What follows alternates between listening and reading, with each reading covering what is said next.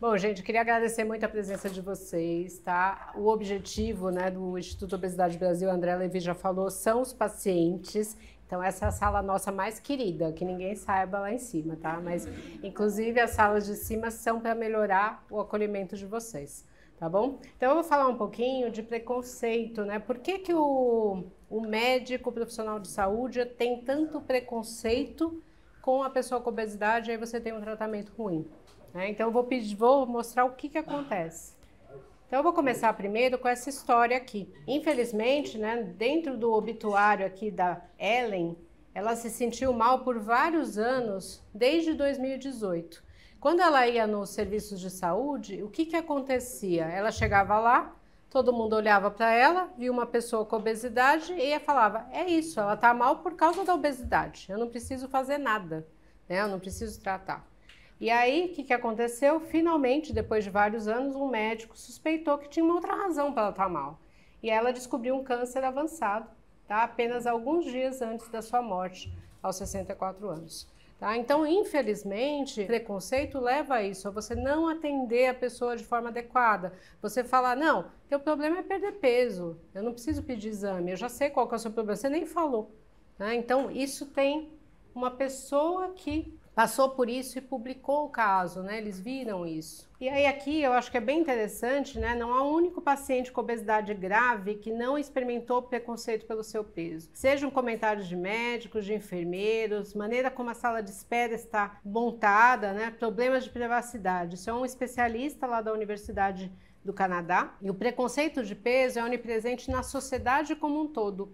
E os médicos são parte da sociedade. Então isso acontece, a pessoa não tem esse ensinamento na faculdade, na área da saúde, falta esse conhecimento e a pessoa carrega todo aquele preconceito que vem desde casa, desde o que ela aprendeu. Então aqui quando a gente fala, né, de gordofobia é uma forma de preconceito, né? A gente considera só as pessoas magras, merecedoras de privilégios, de beleza, né, de toda a atenção. Quem sai fora daquele padrão, ela não merece. Né? Basicamente é isso o preconceito. Na época do Renascimento, a gente não tinha essa questão, né? Isso veio depois, isso veio a partir da Segunda Guerra Mundial. A partir da Segunda Guerra Mundial que começou a ser valorizada a magreza. Né? Será que se a Mona Lisa tivesse sido pintada agora, ela seria pintada? Ela seria considerada um modelo de beleza? Né? A Mona Lisa é o quadro mais visto no mundo. Quando ela não está no Louvre, o Louvre é obrigado a avisar todas as agências de turismo do mundo que ela não está lá. Né? Então, ela cai nos modelos de beleza atual, né? São essas pessoas que a gente vê nas mídias, né? Então, a gente vê a mudança desse conceito. E aí a gente tem tanto a gordofobia, que é o estigma, né? Que são as atitudes em relação à pessoa com obesidade, que ela é considerada por si só preguiçosa, não tem força de vontade, não quero recebê-la, né, nos meus meios sociais, eu tenho a parte de vou atender essa pessoa, ela vai fazer uma entrevista de emprego, eu olho para ela, eu já dou um zero lá, né, nem falo, porque lógico, ninguém vai falar, não, te contratei por causa disso. Né, mas isso vai ficando, né, isso vai acontecendo. E a discriminação é toda atitude desigual e injusta, né, que a gente tem. Então, isso é muito forte, isso é muito presente em todas as áreas. A gente tem tanto o viés do estigma, o preconceito, tá? E a gente tem o estrutural, que é dos lugares, das empresas, do sistema educacional, que vão tratar essas pessoas de uma forma pior. Né? A gente tem o interpessoal, que é o tratamento da pessoa não obesa para quem tem obesidade. E a gente tem, que para mim é o pior, é o intrapessoal, é quando você começa a achar que é verdade. Né? Você começa a ouvir tanto isso que você fala, é verdade, eu não tenho disciplina, eu não mereço, eu não devo, eu não consigo. Né? Então você vai ouvindo isso a vida inteira e isso vai entrando em você. E aí quando a gente pensa, né, na parte de educação médica, por que eu preciso ter ensino de obesidade nas faculdades? Porque só 10% dos estudantes estão bem preparados. Então se eu não sei, eu não entendo. Se eu não entendo, eu vou usar meus conceitos pessoais. Então é importante a gente ter essa discussão, por isso que a gente tem as mesas lá em cima para falar com os profissionais de saúde. Porque geralmente quando a gente vai nos congressos, mesmo congresso de obesidade, não se fala de preconceito, não se fala que falta o ensino de obesidade nas escolas, tá, de saúde. 50% das faculdades, eles consideram que esse assunto aumentar esse assunto não é uma prioridade, eu não preciso. Né? Eu já ouvi de professores falando assim, mas isso é só falta de disciplina, eu não vou ensinar isso para os meus alunos. Então, mesmo você falando, né, do aumento da obesidade no país, no mundo, a gente tem esse problema. Quem tem mais ou menos 10 horas de ensino. Se a gente pegar 6 anos de medicina, eu só vou ensinar 6 horas, né, é muito pouco. E aí a gente tem tanto assim, 30% dos cursos que falam que não tem nenhum tópico de nutrição, que é onde a gente tem a parte de obesidade. A gente tem o preconceito já nos estudantes, ó, 40% dos estudantes de medicina já tem o preconceito contra a pessoa com obesidade, 52% dos estudantes de enfermagem. Né? Quem vai para a cirurgia bariátrica, 80% já falaram que tiveram algum tipo de preconceito. Esse dado eu coloquei que é um dado de estudo. O homem parece ser mais preconceituoso que a mulher, o homem profissional de saúde. Por quê? Não sei, mas é um dado interessante. E quanto maior o peso, né, o índice de massa corporal, maior é o desrespeito. Diferente de outras doenças, se eu tenho diabetes, se eu tenho pressão alta, a pessoa me olha e não sabe que eu tenho isso. Agora a obesidade não, a obesidade é visível. Né? Você chegou lá, então você sofre o preconceito o tempo inteiro. A gente, infelizmente, é assim. A gente vai ter aqui, ó, 46% dos estudantes, ó, imagina, a pessoa só está estudando, ele já não quer atender quem tem obesidade. Né? Ele vai passar para o outro. E se ele é obrigado a atender, ele vai atender bem? Não vai. Então a gente já vê. Com isso, eu vou ter o quê? Menos tempo de atendimento. Eu não gostei daquele paciente, eu não queria atender, eu não acho que ele é merecedor do meu tempo, eu vou tentar resolver rápido. Talvez muitos de vocês já perceberam isso, que entraram e falaram, nossa, mas foi tão rápido. Eu nem consegui contar o que eu tinha, nem consegui conversar. É muito complicado. E dentre as especialidades médicas, os psiquiatras eram os que tinham menos preconceito. Isso foi um dado que eu fiquei feliz, porque também eu falei, gente, se até o psiquiatra tiver mais preconceito, vai ser muito triste. E dos estudantes, né, a gente já falou disso, isso é comprovado, tá? Não tenho obesidade no currículo médico, como eu não tenho no currículo do psicólogo, como eu não tenho no currículo do nutricionista, do fisioterapeuta, do educador físico, tá? Isso falta, isso precisa ter. Apesar da gente ter um país aí com 41 milhões de pessoas com obesidade, que vão ser atendidas por todos os profissionais de saúde em algum momento, eles não sabem. E se eles não sabem, se eu não tenho conhecimento, meu preconceito vai ser cada vez maior. Tá? Então isso é essencial, eu prefiro, né?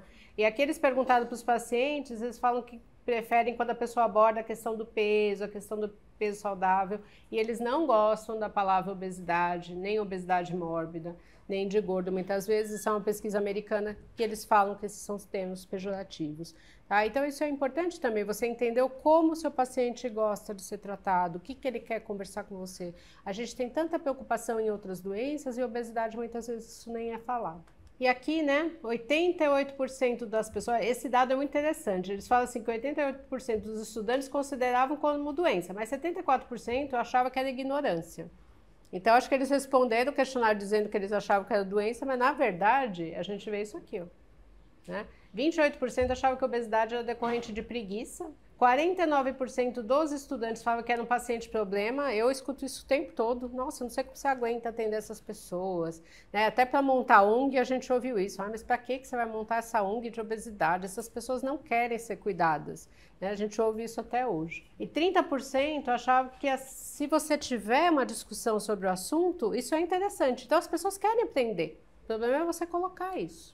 E o que acontece? Né? Tem um efeito, esse preconceito no paciente? Tem. Tá? Esse preconceito aumenta o estresse, eu vou ter mais doença cardíaca, eu vou ter mais derrame, eu vou ter mais depressão, eu vou ter mais sintomas de ansiedade. Teoricamente, o profissional de saúde, ele está lá para te acolher. Se ele não te acolhe, vai gerar um estresse? Vai, porque você vai procurá-lo para pedir ajuda. Então, isso vai piorar o quadro clínico dele. A pessoa tem essa percepção que o peso dela é uma fonte de constrangimento, é o tempo inteiro ela sendo constrangida, ela não querendo ir, ela não querendo participar, não querendo procurar o serviço de saúde. E com isso, infelizmente, né, mostra-se que se pede menos exames de prevenção, é o caso da nossa Ellen, do início, né, ninguém pediu um exame de prevenção de câncer para ela. Se alguém tivesse pedido, ela teria descoberto o câncer no início, ela teria sido curada talvez, né? Porque câncer do tempo faz muita diferença, né? Mas quando descobriram, faltava poucos dias para ela morrer. Então, isso acontece, o médico não pede, mas também muitas vezes a pessoa vai fazer o exame e a estrutura do hospital, do laboratório não é adequada, ela não consegue. Ela chega lá e as pessoas olham para ela e falam assim: ah, mas não vai caber, não vai dar, você precisa pelo não sei o quê. E a pessoa desiste, não vai fazer. Ainda mais quem usa o SUS, já é tão difícil conseguir fazer o exame. Às vezes você leva um ano para chegar lá. Quando você chega lá, se não tiver, você não vai fazer, né? Vai demorar muito tempo. E isso aí vai levando o quê? Redução à adesão ao tratamento. Eu não quero ser maltratada, eu não quero chegar para fazer o exame e não ter como fazer o exame. Tá? Então, assim, é óbvio que eu não vou querer tratar, eu só vou quando não tiver mais jeito, né? Eu vou fazer de tudo para não ir ao médico. Tá? Isso é normal. A gente viu muito na época da Covid, né? Eu tive uma paciente que, primeiro que as pessoas tinham dificuldade de conseguir o atestado dizendo que elas eram um grupo de risco para fazer a vacina. Tinha muito médico que não dava. Né? Eu tenho uma paciente que eu dei atestado para ela chegou para tomar a vacina da Covid, ela estava na fila, a pessoa que estava atrás dela olhou para ela e falou assim: você não merece estar aqui, você está passando na frente de pessoas que merecem estar aqui, você não merece, você não se cuida, você não come direito, você tem que ir para casa se cuidar. E todas as pessoas da fila começaram a ofendê-la também, ela foi embora sem tomar vacina. Ela me ligou chorando. Teve gente que não teve o atestado, teve uma outra que eu dei também a carta dizendo, ela chegou, a enfermeira se recusou a fazer a ficha dela.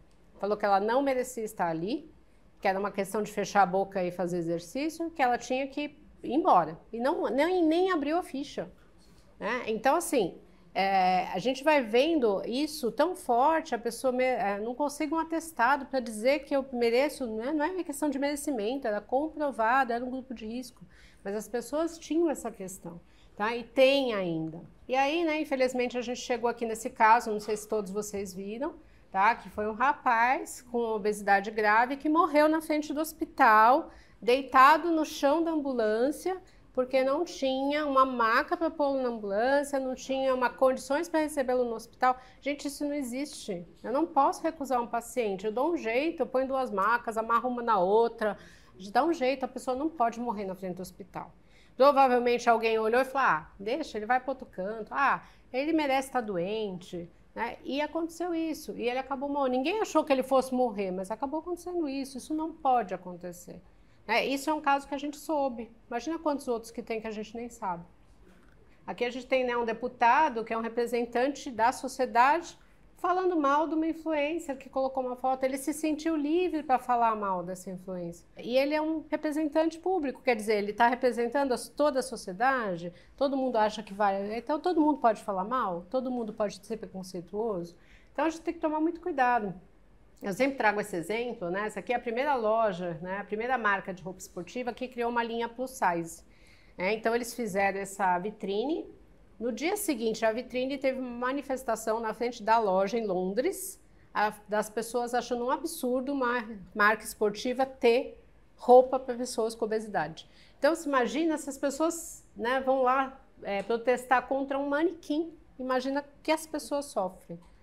Então, assim, isso é muito grave. Então, você fala assim, a pessoa tem que fazer exercício, mas, tem mesmo? Não precisa ter roupa, não precisa ter estrutura, né?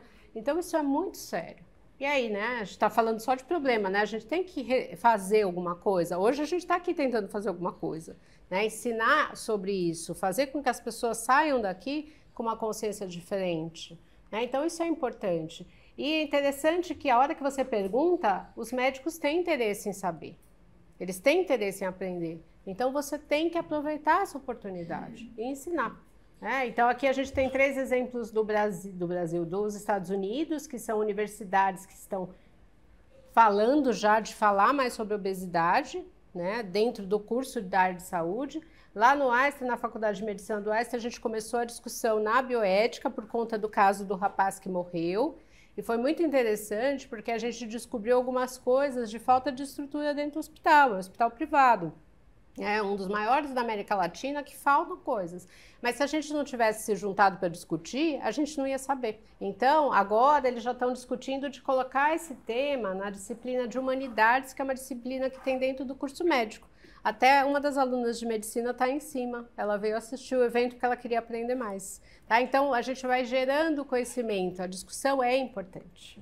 E aqui, né, um trabalho que eles fizeram para fazer um reforço positivo com os profissionais de saúde. Porque muitas pessoas já têm esse conceito aqui de quem tem obesidade, mas aí eles começaram a colocar, olha, a pessoa com obesidade é honesta, é simples, é generosa, é bondosa, é otimista, é calorosa, né? Trabalhar esse conceito para a pessoa olhar esse paciente que chega de uma outra forma.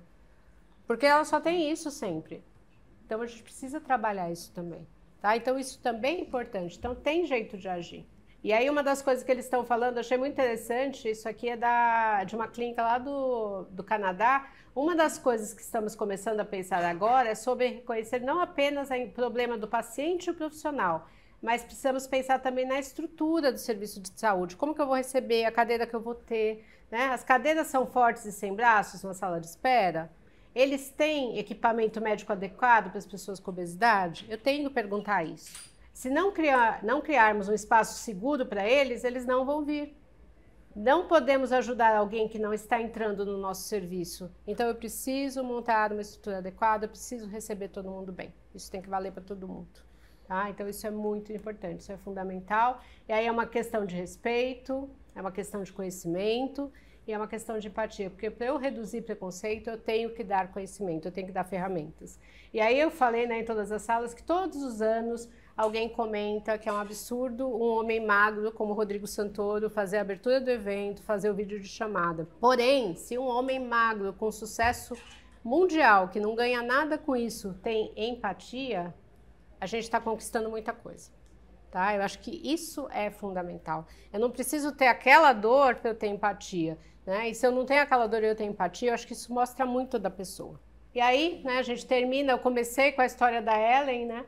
Eu termino com o desejo final da Ellen, que ela desejava que, final dela, né, era de que mulheres do seu tamanho não tivessem o seu destino, defendendo fortemente que a gordura não é a única questão de saúde dessas mulheres. Então a gente precisa realmente ter um olhar diferente. Tá? E dentro do que a gente pode fazer, né? A gente está aqui há 3 anos tentando mudar vidas, né? Ajudar com conhecimento para profissionais e para os pacientes. A gente está sempre à disposição de vocês, o que vocês precisarem. Vocês podem entrar em todas as nossas mídias. E é isso, gente. A gente precisa trazer conhecimento e todo mundo tem que ser bem tratado. Obrigada, gente.